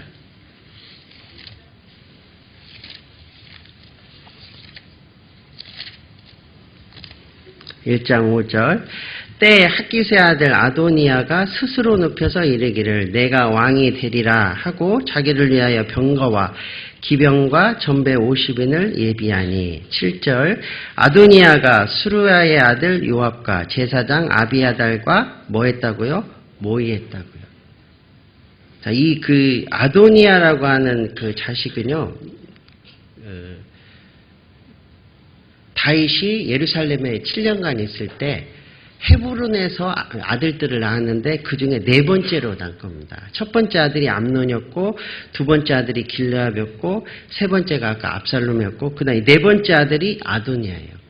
아시는 대로 암논이라고 하는 첫 아들은 자기 배다른 누이를 겁탈해가지고 결국 죽습니다. 그 압살롬이 그걸 마음에 뒀다가 죽이잖아요. 그리고 두 번째 길르압이라고 하는 그 아들은 다른 역대상의 그 다윗의 아들들을 보면 길르앗이라고 하는 아들의 이름이 빠져 있어요. 아마 성경학자들은 어렸을 때 죽었을 거다 이렇게 추측을 합니다. 그리고 이 세 번째 아들 압살롬은 요압에게 죽었죠. 그리고 네 번째가 누구냐? 이 아도니아예요. 그러니까 아도니아는 무슨 생각을 했겠습니까? 드디어 이 왕권이 누구한테 온다고요? 나한테 오겠지. 하나님의 뜻은 솔로몬이었거든요. 그 바로 밑에 동생. 근데 하나님의 뜻을 거스리고 자기가 이제 왕이 되려고 하는 그 일에 누가 함께 동조하느냐? 7절에 있는 대로 아도니아가 수루야의 아들 요압과, 그 요압의 죄는 나중에 어때요? 다윗을 배반하는 죄까지 이제 커지게 됐다는 거죠. 처음에는 그 자기가 섬기는 왕에 대한 불순종했지만 나중에는 어때요? 반역을 일으킵니다. 우리 성경에도 야고보서 1장 15절에 욕심이 잉태한 즉 죄를 낳고 죄가 장성한 즉 사망을 낳느니라. 죄는 자라납니다. 죄를 빨리 하나님 앞에서 처리하지 않으면 이 죄는 점점 커집니다. 그리고 나중에는 돌이킬 수 없는 결과를 만든다는 거죠. 잠언 11장 21절에는 악인은 피차 손을 잡을지라도 벌을 면치 못할 것이나. 악인들이 아무리 구원받은 우리 성도들을 힘들게 하고 그리고 어려운 지경에 집어넣으려고 꾀를 부려도 하나님은 다 보고 있다는 거죠. 결코 그들의 모사가 성립할 수는 없습니다. 자, 결국 그래서 이 요압은요, 자기가 섬겼던 왕을 배반하죠. 자, 처음에는 사울의 군대 장관이었던 아브넬을 죽였고, 왕의 아들을 죽였고, 이제는 자기를 대신해서 직분을 맡은 장군을 죽입니다. 그것도 사촌지간인데. 그리고 나중에는 이제 자기 왕을 배반하게 된다는 거죠. 이게 사실은 죄의 무서움입니다. 점점의 잘못된 경우죠. 자, 우리가 요압을 통해서 좀 생각을 해보자면, 요압은 처음에는 충성을 다한 군대 장관이었습니다. 그러나 말로가 어때요? 비참했죠. 자, 요압은 처음과 끝이 다른 사람이었습니다. 요압은 점점 교만해졌고 자기의 이익을 위해서 사람까지 죽이는 일을 서슴지 않았다는 거예요. 자, 우리는 시작할 때 성령으로 시작했습니다. 시작할 때 하나님의 은혜로 시작했습니다. 그러면 우리가 주님 만나는 그날까지 우리 신앙의 마지막은 뭘로 끝나야 되느냐? 성령으로 끝나야죠. 갈라디아서 3장 3절에 성령으로 시작하였다가 이제는 육체로 마치겠느냐? 우리가 신앙생활을 시작할 때, 구원 막 받았을 때 은혜로 시작했습니다. 그죠? 형제자매들에게 항상 겸손했고 정말 교회가 가장 거룩하게 보였고, 저 같은 경우는 구원받고 우리 자매님들은 무슨 아침 이슬만 먹고 사는 줄 알았거든요. 제가 눈을 못 쳐다봤어요. 지금은 이제 무서워서 못 쳐다보지만 어쨌든 근데 그 마음이 변해간다는 거죠. 우리가 의도하진 않지만 우리는 세상에서 살고 있잖아요. 세상의 풍조 속에서 살고 있습니다. 세상의 문화를 겪으면서 살고 있다는 거죠. 그러다 보니까 하나님의 법의 기준이 조금씩 무너집니다. 잘못된 점점이죠. 그래서 처음에는 정말 하나님 앞에 감사로 은혜로 시작을 했는데 나중에는 어쩔 수 없어서, 물론 우리가 피곤하고 힘들 때는 의무감도 필요합니다. 사사기 8장에 보면 기드온의 300용사를 설명하면서 뭐라고 설명했냐면 피곤하나 어떻게 했다고요? 따랐다고요. 멋있습니다. 우리 육신은 피곤합니다. 우리는 원래 아담의 후손이기 때문에 마음이 좁습니다. 우리는 원래 너그럽지 못합니다. 그런데 믿음이 있기 때문에 그 너그럽지 못한 마음을 거스려서 다른 영혼들에게 손을 핀다는 거죠. 우리는 원래 친절한 사람이 아니었는데 믿음이 있기 때문에 형제자매들에게 친절을 베푼다는 거죠. 그게 믿음이 없이는 안 되는 거거든요. 그래서 때로는 우리가 피곤하지만 그걸 이겨서 주님을 따를 때도 있어요. 그러나 가장 베스트는 뭐냐? 처음에 하나님 앞에 가졌던 마음으로, 감사함으로 하는 거죠. 부부가 오랜 동안 부부생활, 결혼생활을 하다 보면은요, 처음엔 정말 사랑으로 시작합니다. 근데 나중에는 잘못하면 의무감만 남을 수 있어요. 내가 남편이니까 밥은 해준다. 내가 아내니까 뭐 생활비는 준다. 만약 그런 식의 관계로만 계속한다면, 만약 서로의 마음을 안다면 얼마나 비참하겠습니까?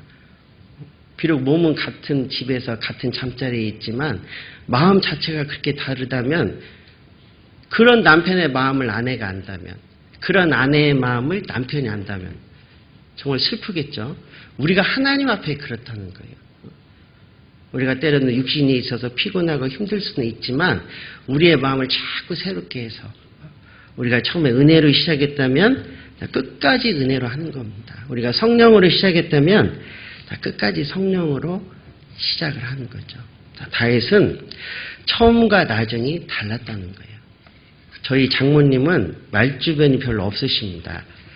근데 제가 지금까지 들었던 그 저에게 칭찬했던 말이 딱 한마디 있어요. 아주 수년 전에 그것도. 앞으로는 안 하실 것 같은데, 앞으로는 딱 한 번 하셨거든요. 저한테 뭐라 그랬냐면, 제가 이제 진씨니까요. 진서방은 변함이 없다고. 죄송합니다. 좀 자랑 같아서. 근데 에베소서의 마지막에 그런 구절이 있죠. 하나님을 변함없이 사랑하는 모든 자들에게 은혜가 있을지어다.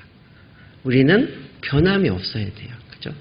우리가 하나님 앞에 은혜로 시작했다면 우리에게 좀 어렵고 육신적인 피곤함이 있고 손해를 본다 할지라도 우리는 끝까지 은혜로 그 시작을 해야 됩니다.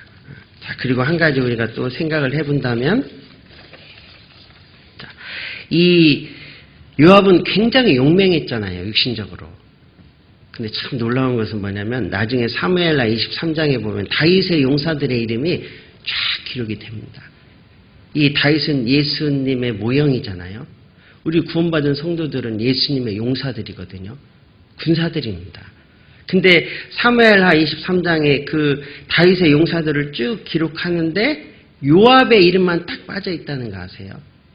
요압의 동생 이름도 들어가 있고, 그리고 요압의 병기 잡은 자의 이름도 들어가 있어요. 근데 요압의 이름은 딱 빠져 있습니다. 자, 그는 하나님 앞에 진정한 영광과 상급이 없었다는 거예요. 왜냐하면 그의 요압의 용맹과 충성의 동기가 하나님 앞에 올바르지 못했어요. 그는 자기 유익을 위해서, 그죠? 자기가 뭔가 육신적으로 높아지려고 왕을 섬겼던 겁니다. 자, 그리고 이 요압은요, 분노를 제어하지 못한 인생이었습니다. 마치 자동차가 브레이크가 고장이 난 거죠. 요압은 분노를 제어하지 못하고 살인하게 되고 비참한 사람이 되었습니다. 자, 야고보서에 보면은요, 사람의 성내는 것이 하나님의 의를 이루지 못한다 이렇게 돼 있어요. 우리 구원받은 성도들은 정말 오래 참습니다. 때로는 인격적인 모독을 받아도, 그리고 정말 이 복음 하나 전하겠다고, 아무튼 우리가 어떨 때는 이렇게 예쁜 짓도 막 하고 그러잖아요. 자존심 상할 때가 실제 있습니다. 그렇게 잘 10번 참았다가 한 번 폭발하면, 우리가 전도하려고 하는 분들은 우리가 10번 베푼 은혜를 기억하는 것이 아니라 뭘 기억할까요? 그 마지막 한 번을 기억합니다. 그게 이제 죄성을 가진 모든 죄인들이 어때요? 다 갖고 있는 생각입니다.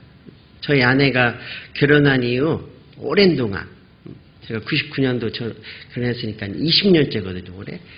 20년 동안 때를 따라서 밥을 제때 잘 해줬습니다. 근데 어느 날 갑자기 밥하는 것도 잊어버리고 놀러 나갔어요. 그럼 저는 뭘만 기억할까요? 네. 그 지난 20년을 기억하진 않아요. 마지막을 기억한다는 거죠. 실제 그렇다는 것이 아니라 예를 들면 그렇습니다. 그래서 우리가 참았으면 끝까지 참아야죠. 끝까지. 왜? 누가 보게 보면 너희가 어느 집에 가든지 그 집의 평안을 빌어라. 만약에 그 평안을 빌었는데 그 평안이 그 집에 합당치 않으면 그 평안에 대한 복을 누구한테 주겠다고요? 너희한테 다시 주겠다고. 우리가 빈 복은 없어지는 게 아닙니다. 상대편이 받을 만한 마음이 안 되면 하나님이 나한테 다시 주겠다고. 왜? 하나님은 낭비하는 분이 아니죠. 우리가 주님의 이름으로 기도했는데 하나님은 그 기도를 낭비할 것 같습니까? 어딘가에는 돌립니다. 나에게 안 돌리면 내 자식에게 돌리겠죠. 틀림없이. 우리가 하는 모든 일들, 주의 이름으로 하는 모든 일들은 헛된 것이 없습니다. 결코. 하나님은 차곡차곡 기록하고 기억하고 모아놨다가 정말 하나님의 때에 돌려주신다는 거예요. 그래서 우리는 비록 힘들고 어렵고 분할 일이 있다 할지라도 자기의 마음을 잘 다스려야 됩니다. 잠언 16장을 보겠습니다. 잠언 16장 32절. 16장 32절. 같이 한번 읽겠습니다.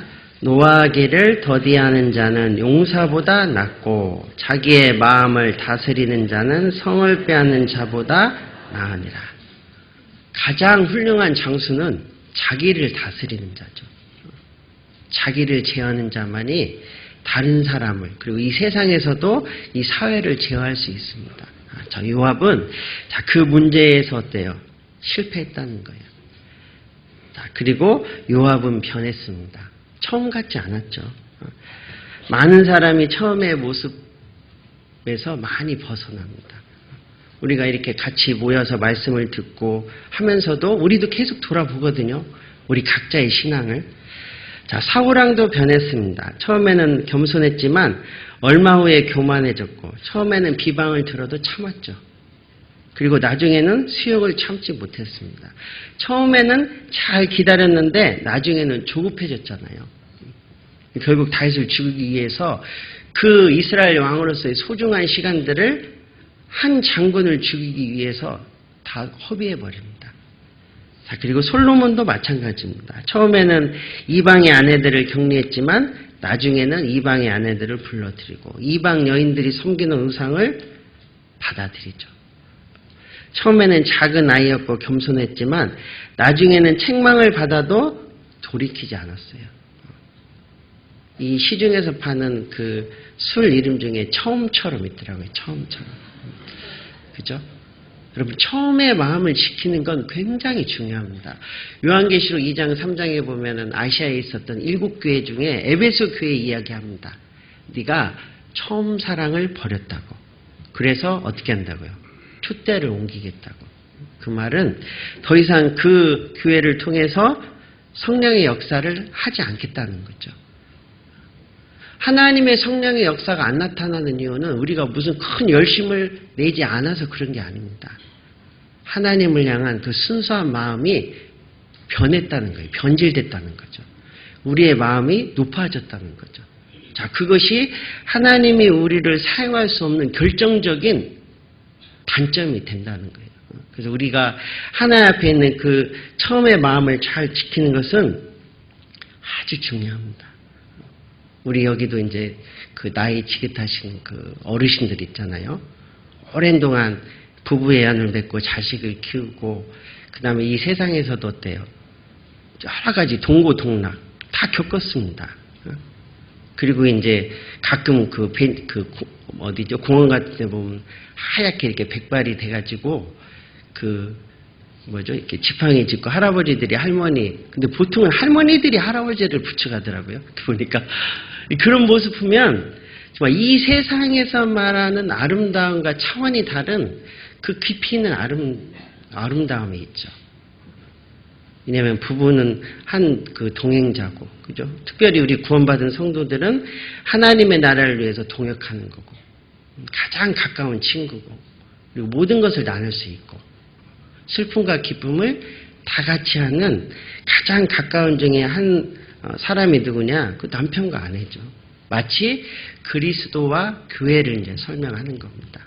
그래서 우리는 이 요압의 모습을 통해서 우리가 감히 요압을 판단하자는 건 아닙니다. 왜냐하면 우리 속에도 얼마든지 요압과 같은 가능성이 있다는 거예요. 표현하는 모습, 나타내는 모습은 다르지만 우리에게도 얼마든지 이런 죄성은 있습니다. 자, 다윗은 처음과 나중에 한결같은 사람이었습니다. 사울왕에게 쫓겨서 도망다닐 때나 그 다음에 유다의 왕이 되었을 때나 그리고 이 통일왕국의 이스라엘의 왕이 되었을 때나 똑같다는 거죠. 다윗은 요압처럼 분노하여 쉽게 사람을 죽이지 않았습니다. 다윗은 자기의 마음을 다스릴 줄 아는 사람이었어요. 자, 다윗의 입장에서는 요압은 정말 제하기가 힘든 사람이었습니다. 다윗이 이야기하잖아요. 자, 사무엘하 3장을 보겠습니다.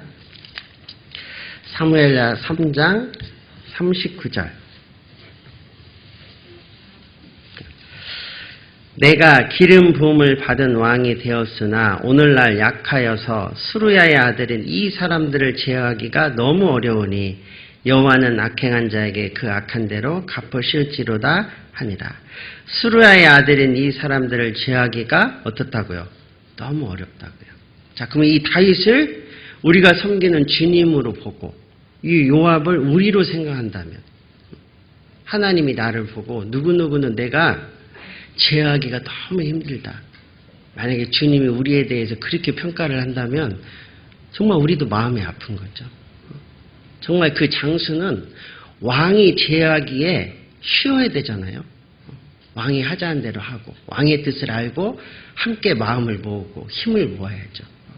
그래서 우리 속에도 정말 주님, 우리의 왕 되신 주님이 제어하기가 너무 어렵다고 말할 수 있는 부분들이 우리 신앙생활 가운데 틀림없이 있습니다. 아무 작은 거겠죠, 아마도. 포도원을 허는 작은 여우를 잡으라. 그 작은 여우를 잡지 않으면 나중에 잘못된 엄청난 점점의 결과가 나에게 일어날 수 있다는 겁니다.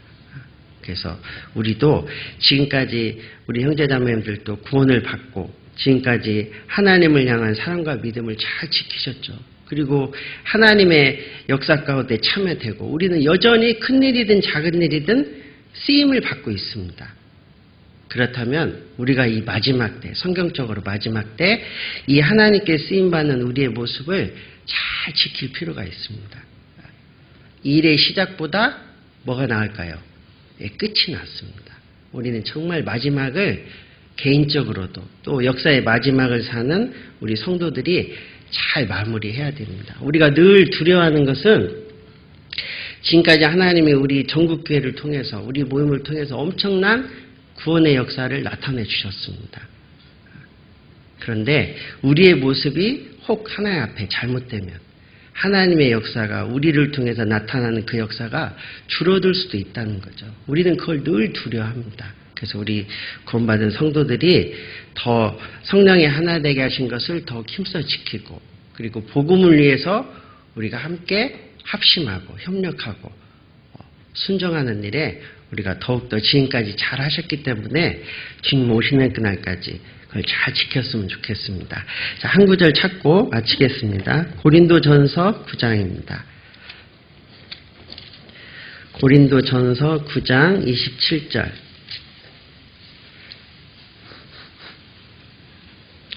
신약성경 274페이지 고린도전서 9장 27절 같이 읽겠습니다.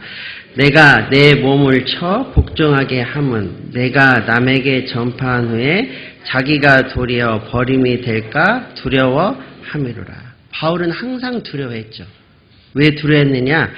내가 남에게 전파한 후에 바울은 가는 곳마다 복음을 전하고 교회를 세웠습니다.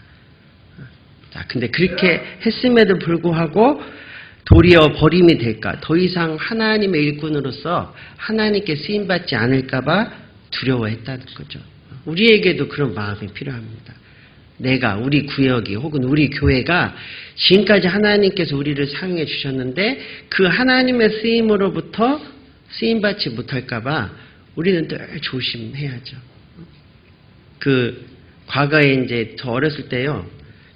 가끔 목사님들도 비유를 들지만 빌려온 양동이 있습니다. 양동이 아시죠? 우리 집에 양동이 없으면 옆집에서 빌려오잖아요. 그럼 빌려와서 다 쓰고 난 후에는 어떻게 합니까? 다시 갖다 줍니다. 왜? 내 것이 아니니까. 자, 우리는 하나님 앞에 빌려온 양동이가 되면 안 된다는 거죠. 우리는 끝까지 하나님의 것입니다. 그래서 하나님이 재림하시는 그날까지 우리가 어떤 모습으로든 어떤 모양으로든 하나님께 귀히 쓰임 받을 수 있도록 우리의 모습을 자꾸자꾸 돌아보고 혹 잘못된 점점의 모습이 있다면 하나님 앞에 버리고 지금보다 더 하나님께 귀하게 쓰임 받을 수 있도록 우리 자신을 더욱더 채찍질하고 돌아볼 필요가 있다고 생각이 듭니다. 자, 같이 기도하겠습니다. 우리를 사랑하시는 고마우신 하나님 아버지 감사합니다. 우리에게 그 크신 사랑을 베풀어 주시고 하나님의 집에서 또 하나님이 주시는 신령한 음식을 먹고 마시며 형제 자매들과 함께 하늘나라를 위해서 살아가게 해주시는 것 감사합니다. 주님의 피로 세워주신 우리 부천교회가 지금까지 주님과 동행하고 동역했던 것처럼 주님 오시는 그날까지도 주님을 향한 사랑과 믿음이 변치 않고 하나님의 선한 일에 계속 쓰임받기를 원합니다. 말씀을 맡아 수고하시는 담임 목사님과 또 전도인들에게도 더욱더 풍성한 하나님의 말씀과 지혜와 사랑과 능력을 베풀어 주셔서 복음을 전하고 교회를 세우는데 부족함이 없도록 도와주시기를 원합니다.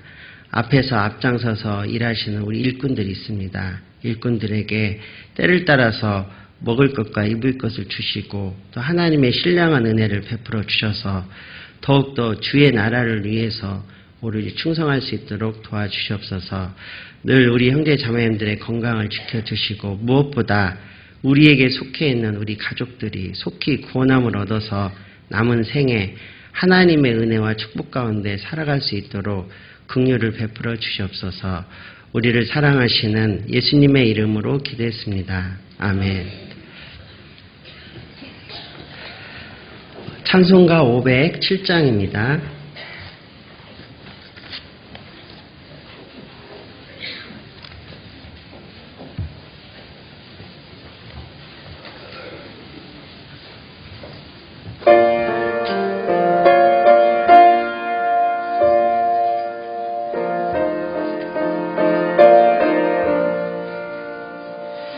주님의 마음이 본받는 자, 그 맘에 평안이 찾아오니 험악한 세상을 이기림이 하늘로부터 임함이로다.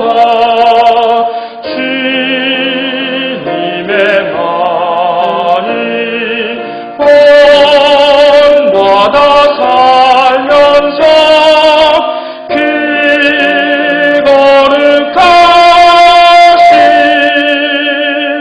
나도 이르리. 주 모습 내 눈에 안 보이며 그 음성 내 귀에 안 들려도 내 영혼 날마다 주를 만나 신령한 말씀 늘 배우도다. 주님의 마음 본받아 살면서 그 거룩하심 나도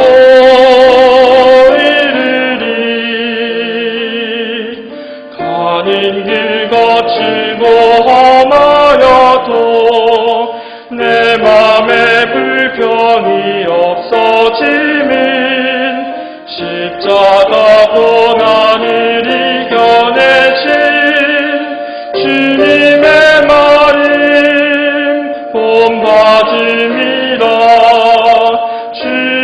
주님의 마음 본받아 살면서 그 거룩하심 나도 이르리. 주 예수 세상에 다시 오시 그날엔 무성도 변화하여 주님의 빛나는 그 형상을 다 함께 보며 주 찬양하리. 주님의 마음 본받아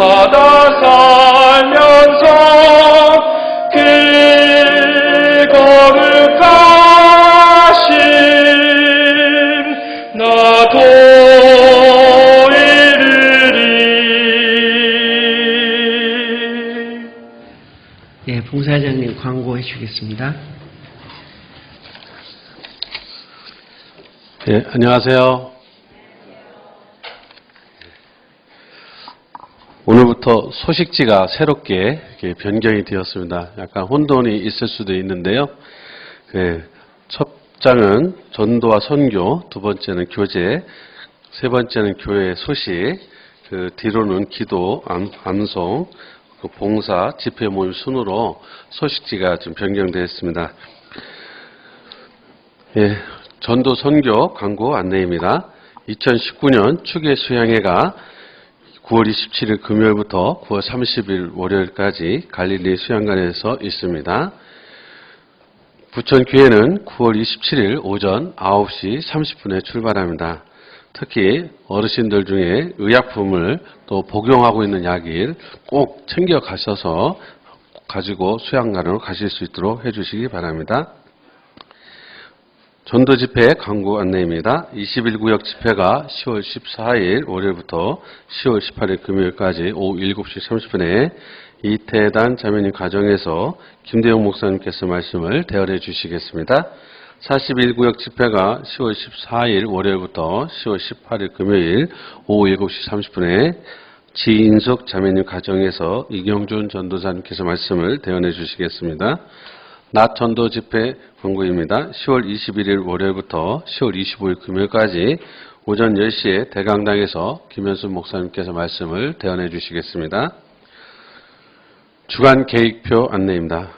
주일 광고입니다. 제자교육부 3강이 믿음관 302호실에서 1시 30분에 있습니다. 교학교 후원회 회계 모임이 믿음관 210호실 1시 30분에 있습니다. 교구별 모임 지정된 장소에서 오후 2시부터 있습니다. 구역장 부서장 모임이 중강당에서 3시 30분에 있습니다. 청년의 임원 모임이 강대현 형제님 가정에서 있습니다. 이게 주간 계획을 광고하려니까 되게 많이 헷갈립니다. 그래서 구역 모임과 조모임은 그 계획표를 참조해 주시기 바랍니다. 어머니의 임원 모임이 24일 화요일 중강당에서 오전 10시에 있습니다. 자연인의 모임이 송인호 집사님 사업장에서 있습니다. 전도인 수련회가 25일부터 27일 갈릴리 수양관에서 있습니다. 추계 수양회가 27일 금요일부터 30일까지 갈릴리 수양관에서 있습니다. 청년의 모임이 28일 토요일 중강당에서 오후 7시에 있습니다. 다음 주 계획표는 소식지를 참조해 주시기 바랍니다. 제자교육부 안내입니다. 대상자는 새 성도, 제자교육부 미수료 성도, 청년의 신입생 그 외에 참석을 원하시는 모든 성도분이 함께합니다. 20일 주일 오후 1시 30분에 3강 기도생활 믿음관 302호실에서 있습니다. 교구별 모임 장소입니다. 1교구는 유치부실, 2교구 찬양대석, 3교구 대강당 중층, 4교구 식당, 5교구 중강당, 6교구 은장회실에서 있습니다. 전도 소식입니다. 각 구역별 DVD 말씀과 낮집회 기도 부탁이 올라와 있습니다. 소식지에 올라온 그 성도분들과 대상자를 위해서 많은 기도 부탁드립니다. 지금 서한산 교회에서 2층에서 또 이렇게 오셔서 건축 헌금을 위해서 지금 또 판매를 하고 있습니다. 그래서 오늘 건축 헌금을 위해서 논의 주스와 구기자차 판매를 위해 방문해 주셨습니다. 물론 외상도 가능하고요. 계좌번호도 된다고 하니까 많이 이용해 주시기 바랍니다. 그래서 논의 주스는 한 병당 15,000원인데요. 보통 3병이 한 달치랍니다. 그래서 3병을 드셔야 많은 또 효과가 있다고 합니다. 그래서 잘 익은 놈의 열매만 착즙해서 설탕이나 과당 등이 전혀 첨가함이 없이 단맛을 내고 있답니다. 그래서 영양소가 파괴되지 않은 순간 살균 과정을 거쳐서 좋은 제조 공법으로 물 한 방울도 섞지 않고 100% 생과일로 제조되었답니다. 효능은 관절염과 몸의 염증 제거, 통증, 소염 작용, 항암과 항암 효과, 당뇨, 만능인 것 같습니다. 그래서 부모님께 효도 선물로 가장 좋다고 합니다. 그래서 또 구기자차는 선물용 이제 포장이 있는데요. 포장으로 가져갈 경우는 한 병당 33,000원, 포장비가 3,000원인가 봅니다. 그래서 2개가 들 때는 63,000원, 일반은 한 병에 30,000원씩이랍니다. 그래서 이 효능은 심혈관 질환에 특히 상당히 좋답니다. 그래서 치매 예방에도 좋고 지방간에 또 탁월하게 항산화 작용을 해서요, 상당히 좋은 것 같습니다. 그래서 헌금하시면 논이 주스와 고기자차를 선물로 주시고요, 서한산교에 헌금하는 걸로 해서 좀 필요하신 분들은 꼭 구매를 해 주시기 바랍니다. 이상 3분 교제 후에 맛있는 식사 해 주시기 바랍니다. 감사합니다.